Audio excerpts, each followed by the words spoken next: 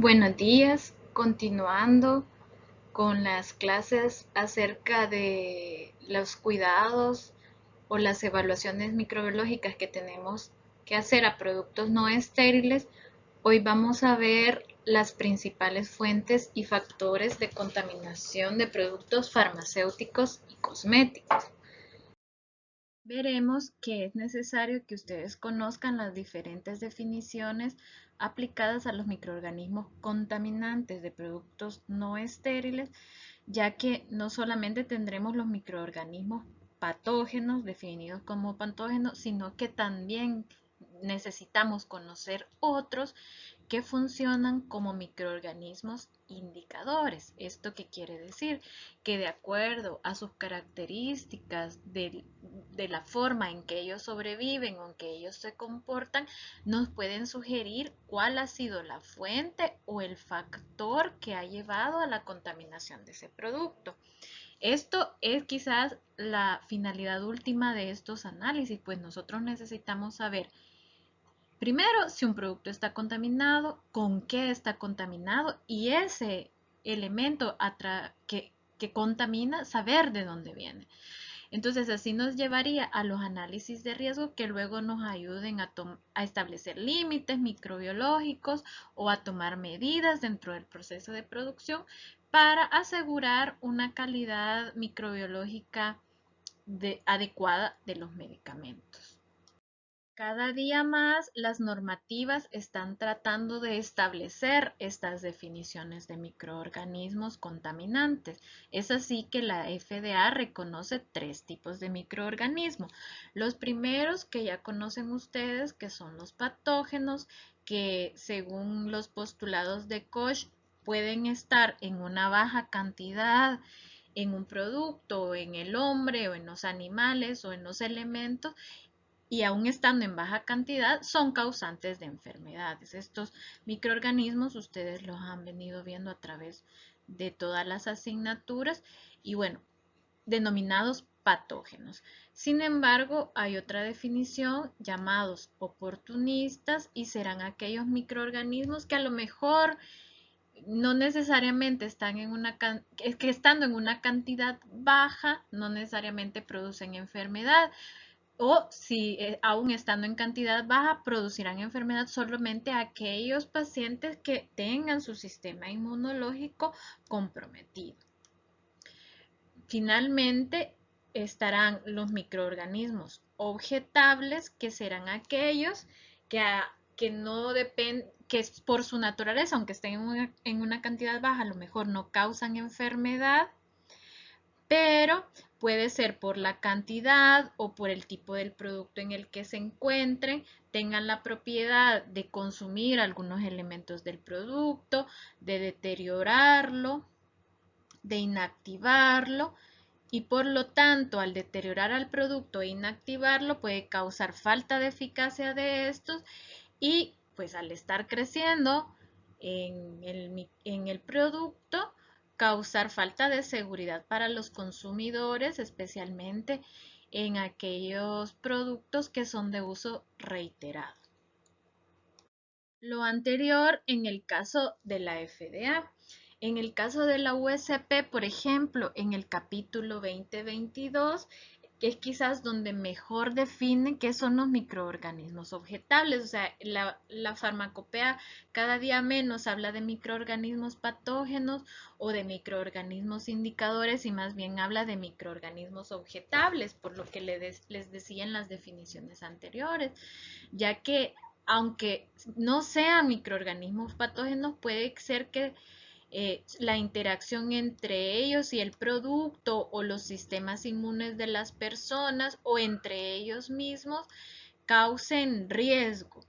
Puede ser que los microorganismos objetables claramente pueden ser los que ya están denominados como patógenos, pero también pueden ser aquellos que aunque no sean patógenos, crezcan, sean capaces de crecer en el producto o que sea una especie que por la forma de dosificación o el uso del producto sea riesgosa, que por la cantidad en la que esté presente también pueda afectar la salud de las personas o la estabilidad del producto en sí mismo o incluso al sistema contenedor cerradura. Es decir, que puedan dañar, por ejemplo, deformar el envase o dañar el empaque de cierre o situaciones como esa.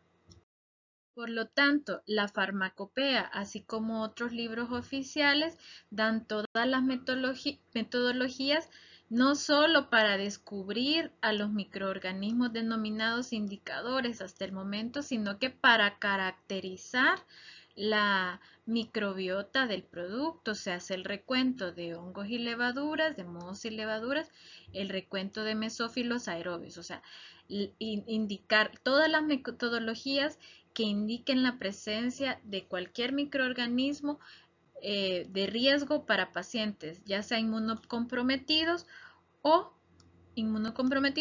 para el producto mismo.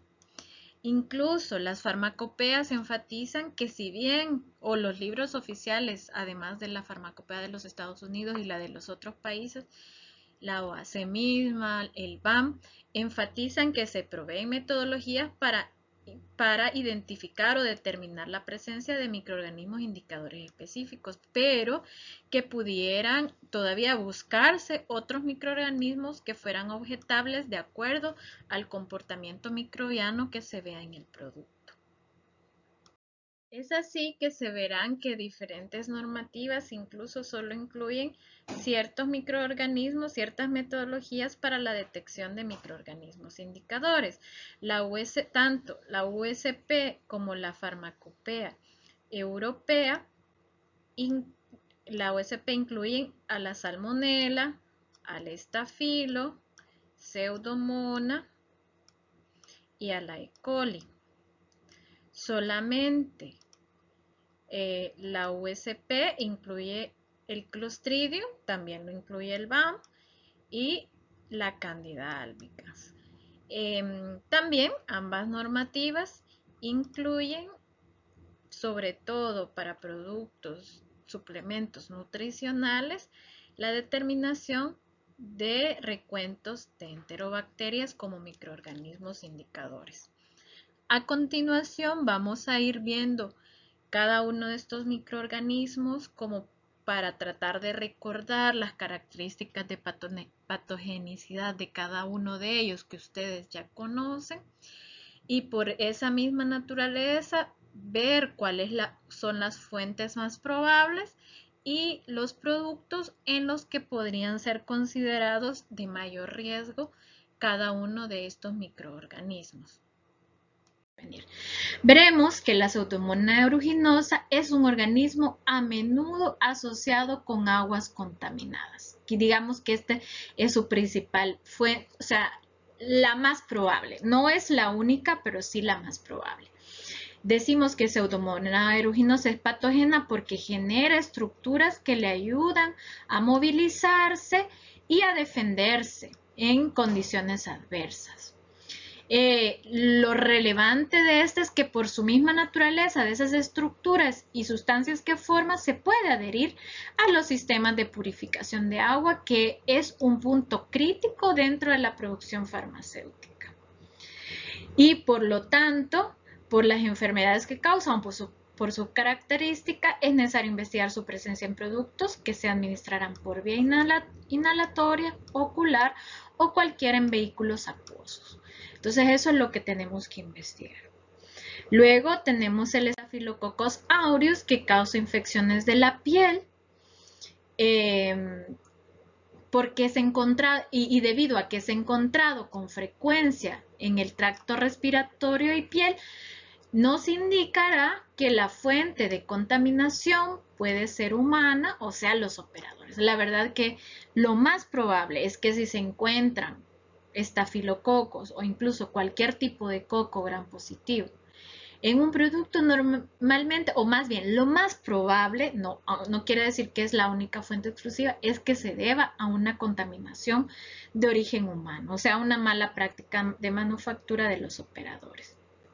Luego tenemos la E. coli, que también es encontrada comúnmente en los organismos de sangre tibia en el intestino, o sea, de hecho es parte de la microbiota fecal normal de humanos y animales. Sin embargo, aunque es normal, sí puede causar infecciones.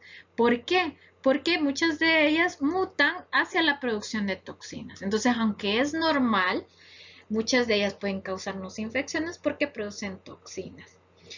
Y lo más probable es cuando tenemos una contaminación con este tipo de microorganismo, es que indica presencia de contaminación fecal, o sea, mal lavado de manos, o alguna materia prima de origen natural que no se analizó bien, especialmente de origen animal, y que probablemente lleve contaminación de este tipo de microorganismo. O sea, eso es lo más probable. No quiere decir que puede ser contaminación de suelo, que es otra fuente de este microorganismo, pero lo más probable es esto, la contaminación de origen animal.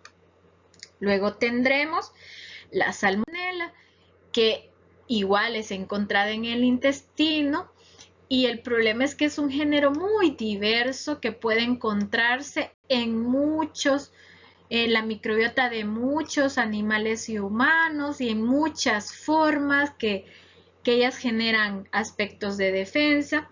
Pues ya saben más o menos que las enfermedades que pueden causar y se pueden distinguir porque no solamente puede estar presente en materias de origen animal, sino que puede ser también origen vegetal, origen natural, en suelo.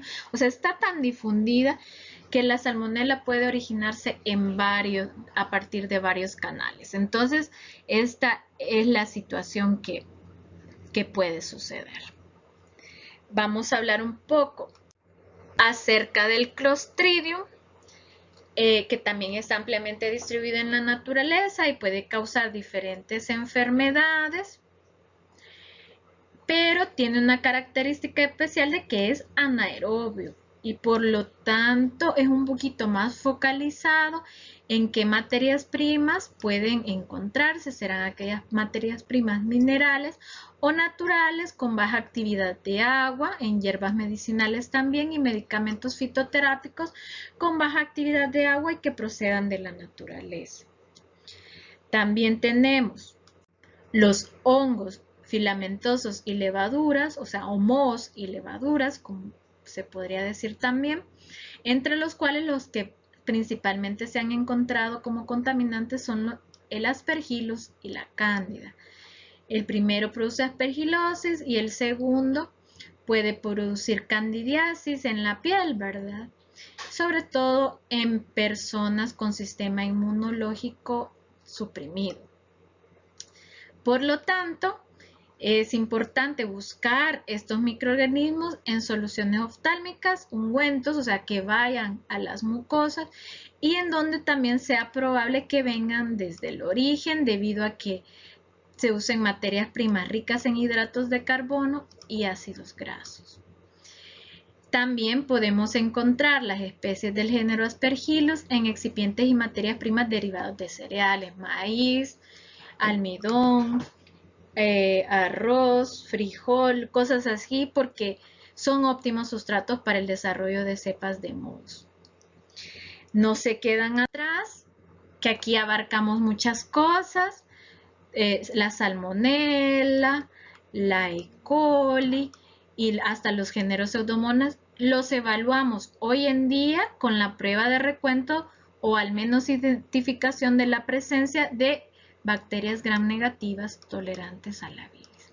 Entonces aquí es como abarca un poco más, no solo es la identificación individual, sino que se tienen que contar también.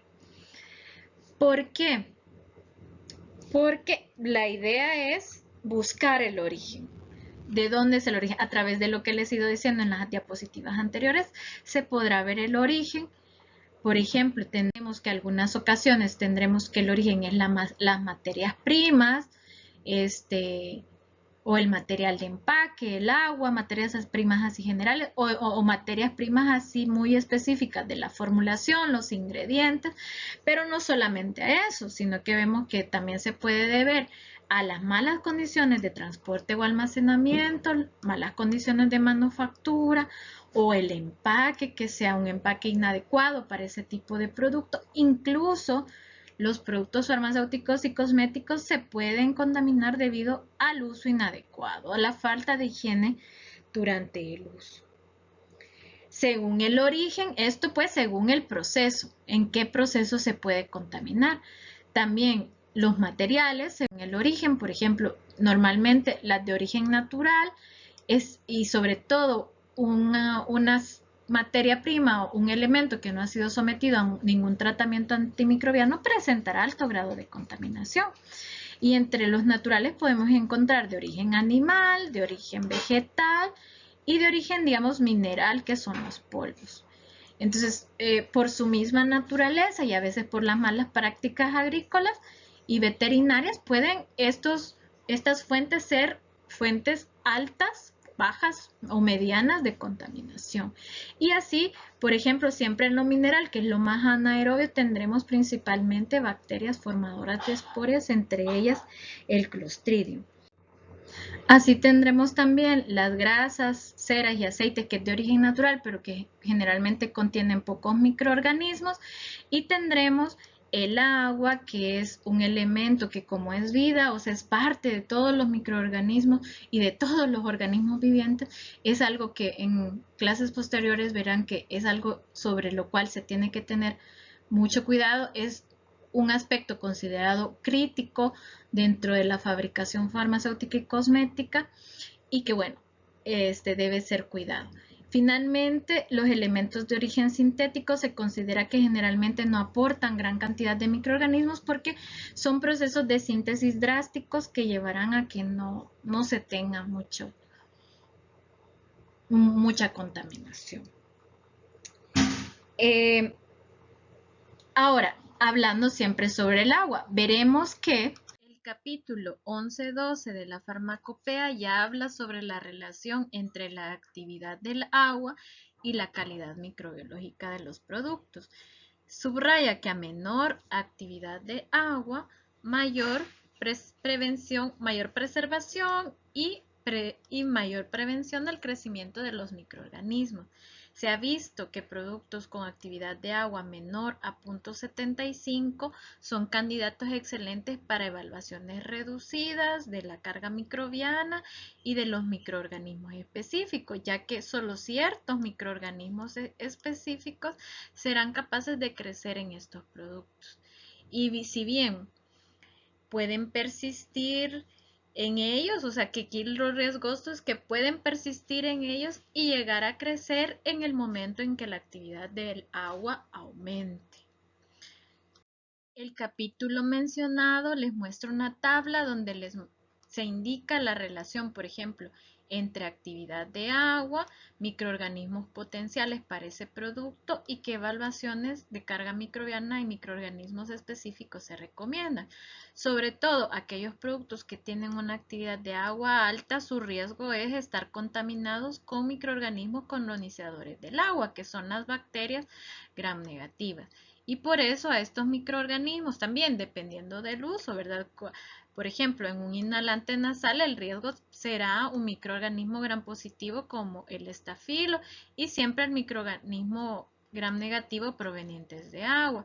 Y donde mayormente el riesgo es de microorganismos gram negativos, esos microorganismos son los que se evalúan. En las cremas tópicas ya empieza a influir el riesgo por el uso que se les da, que será una mayor cantidad. Los microorganismos contaminantes potenciales serán los gram positivos, ya que la piel está colonizada principalmente por esos microorganismos y consistentemente así irán las evaluaciones, microorganismos gram positivos y gram negativos.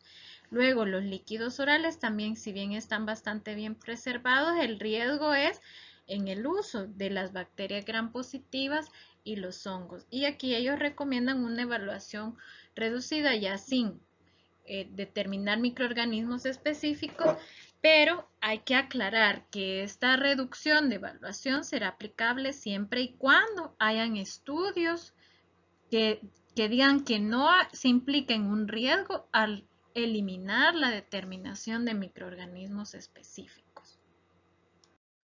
Ahora hablaremos de productos con actividad de agua menor. Tenemos el caso de las suspensiones orales que debido a este valor de baja actividad de agua, el riesgo de ser colonizado será por aquellos microorganismos que resisten o pueden persistir frente a esa condición y serán candidatos de cierta evaluación reducida. Luego, hay productos con unas actividades de agua mucho menores que motivan que el riesgo sea muy bajo de contaminación de microorganismos y por eso ellos proponen una evaluación reducida. Sin embargo, enfatizar que esto no puede realizarse si no hay estudios preliminares, desde evaluación de los proveedores de las materias primas, evaluación del desarrollo de la formulación, la fabricación de los primeros lotes pilotos, validación de los sistemas críticos de la fábrica, de los que proveen el aire, el agua, los gases y la estabilidad del producto mismo, tanto en anaquel como en uso por los pacientes. Todas esas evaluaciones de riesgo son las que sustentarán el tomar decisión de hacer una evaluación reducida, que querrá decir evaluar cada cierto número de lotes, no todos los lotes, sino que solamente el quinto, el décimo, el 15º lote, algo así, si se mantuvieran las condiciones bajo las cuales se tomó la decisión. De todas formas, ya hay estudios actualmente que señalan cuáles son los contaminantes más probables para cada tipo de producto. Ustedes ya hoy día tienen acceso a mucha información sobre ello. De microorganismos, ya se han encontrado todos estos microorganismos, hongos, enterobacterias, pseudomonas, Burkholderia, que incluso la farmacopea lo quieren incorporar como un microorganismo a identificar en los capítulos 62 y 2022, porque ya se han encontrado aquí en este artículo, si ustedes lo leen, encontrarán que se ha determinado, incluso se han retirado productos debido a la presencia de estos microorganismos. ¿Qué es lo que sucede? En este artículo, los investigadores hablan acerca de que se ha observado que desde materia prima o agua o debido a malas prácticas de manufactura se pueden encontrar todos estos microorganismos. ¿En qué tipo de productos se han encontrado? Se han encontrado en pastas de dientes, productos tópicos, champús, soluciones orales, medicamentos, o lo veíamos en la clase de desinfectantes, hasta en desinfectantes pueden encontrarse estos productos. Este artículo también habla de que se puede analizar, ellos analizaron en qué fases de los procesos puede ser más riesgosa para ver la contaminación. Se ven que las fases más riesgosas es durante la producción, el almacenamiento en granel de los cosméticos, el llenado, porque en los cosméticos sucede que puede almacenarse el granel más de una semana. O sea, más bien los fabricantes han tenido esa práctica de almacenar los productos durante cierto tiempo y luego durante el llenado, a veces venden los productores de cosméticos, los cosméticos en granel, luego se transportan esos a otros países y en otros países solo se hace como la maquila, como el llenado de los productos. Entonces estos tres procesos son riesgosos. Además de que en cosméticos es muy riesgoso el uso, ya lo vamos a ver esto con detenimiento. Según este artículo, el almacenamiento es un elemento que tiene poco riesgo, pero habría que considerar si en realidad ha sido un buen envase, si está envasado en un buen contenedor, puede ser que esto sea reducido. Sin embargo, si el mismo contenedor tiene riesgo, yo creería que todas las fases del proceso del ciclo de vida de los cosméticos serán riesgosas. Por eso para los cosméticos se enfatiza que deben hacer estudios de reto microbiológico, o sea, eficacia antimicrobiana durante tiempos prolongados para determinar la estabilidad. Veremos que derivado de estos estudios, este artículo menciona que hay productos que se les puede etiquetar el vence de más de 30 meses. Sin embargo, que para estos productos que se señala que el vence se puede terminar de largo plazo, se debe señalar el periodo de uso después de la apertura, es lo que sugiere. Y en artículos cosméticos donde por estudio se haya determinado que el vence no se puede poner en un tiempo mayor a 30 meses, debe señalarse principalmente la fecha de vence para ver que el usuario le dé un buen uso al producto, vea cuándo comprarlo, o los mismos vendedores no almacenar mucho tiempo esos productos y así. Otros, digamos, conceptos importantes que señalan los estudios de cosméticos hablan sobre dos conceptos interesantes que yo encuentro interesantes, como la contaminación dinámica y la contaminación estática.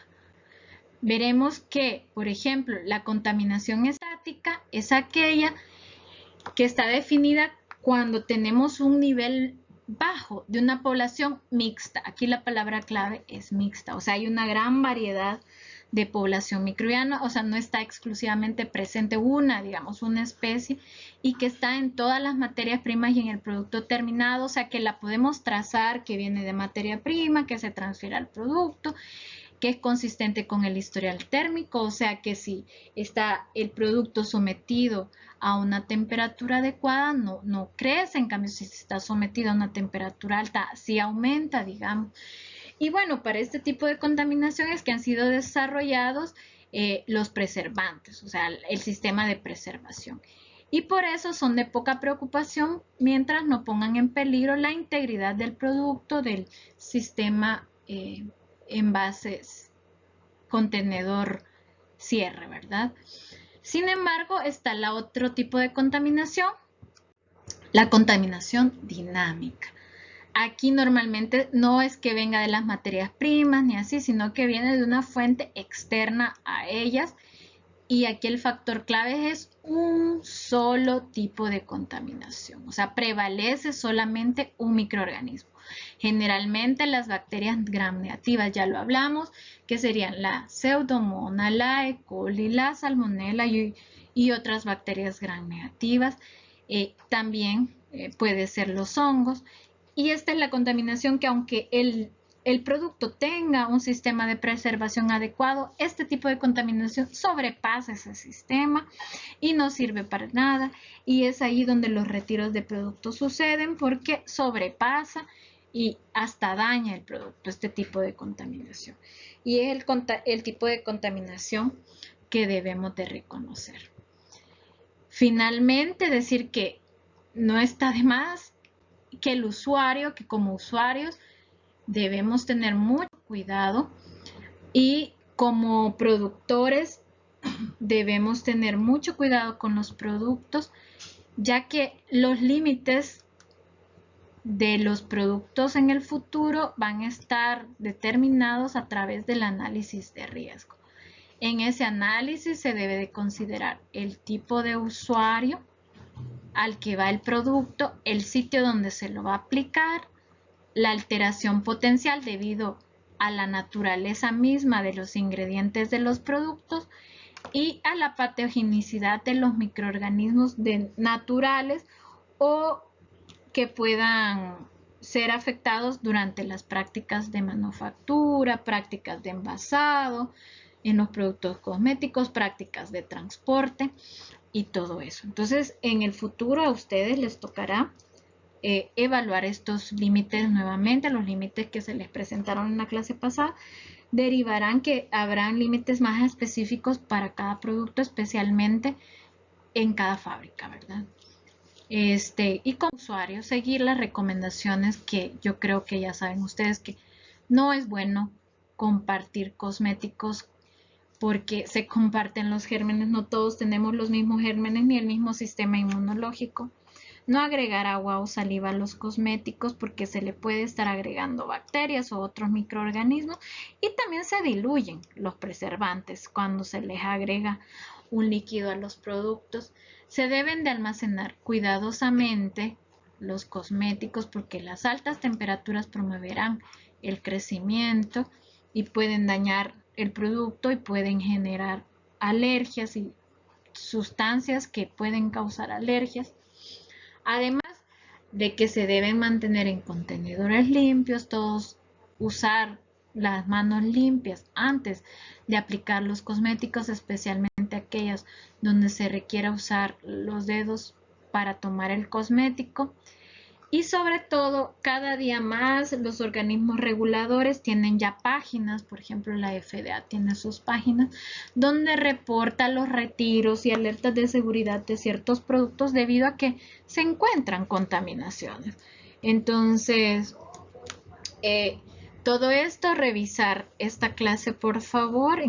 El cuestionario del examen estará disponible media hora después de la clase porque para incluir algunos aspectos no escritos, sino que nada más mencionados durante esta presentación. Recordar ustedes que hemos visto las definiciones de tipo de microorganismos que podemos encontrar según los organismos reguladores, que el capítulo 2022 señala que no se puede ser absolutamente cerrado en considerar un organismo patógeno o no patógeno, o objetable o no objetable, sino que depende de aspectos como el paciente, el tipo de materias primas del producto, a dónde está dirigido el producto, la forma de almacenamiento, depende de varios factores, y dónde están señalados cada uno de esos, qué ensayos hay para buscar esos microorganismos, qué microorganismos conocemos como indicadores y cuál es su posible fuente, que podemos buscar los microorganismos de acuerdo al proceso en el que pudieran haber sido incorporados o al origen de sus componentes, que pueden haber evaluaciones reducidas de acuerdo a la actividad de agua del microorganismo, y que hay casos de que ya hay publicaciones de qué tipo de microorganismos se encuentran especialmente en los cosméticos, qué cuidados debemos tener con los cosméticos durante los procesos y con los ingredientes, y luego en el futuro que se establecerán límites de acuerdo a investigaciones particulares para cada tipo de producto. Entonces, si tienen alguna pregunta, igual en el chat podríamos estar respondiendo, y si no, por favor estudiar para resolver el examen. Muchas gracias por su atención.